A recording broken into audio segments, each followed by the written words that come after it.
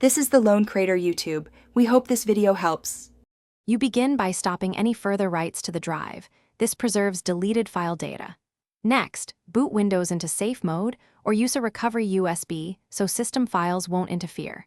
Connect an external drive to receive recovered files and verify it has ample free space. Once done, launch a trusted recovery tool and point it at the affected volume. Make sure to choose a scan type that finds deep deletions. Quick scans may miss fragmented files, so opt for a thorough scan.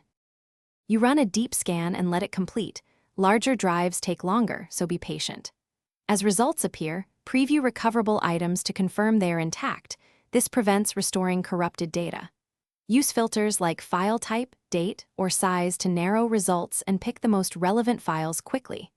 Once you've identified files, mark them for recovery, but do not restore onto the original drive. Choose your external drive. This prevents overwriting still recoverable data and increases success chances. You now recover selected files to the external drive, keeping folder structure when possible so organization stays intact. After transfer, verify by opening key files, documents, photos, and databases to ensure usability.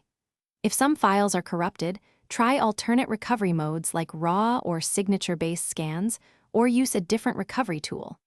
If recovery still fails or the drive shows hardware errors, make sure to stop and consult a professional data recovery service. Continuing could worsen damage and reduce recovery likelihood. Thanks for watching. Consider subscribing if we helped you.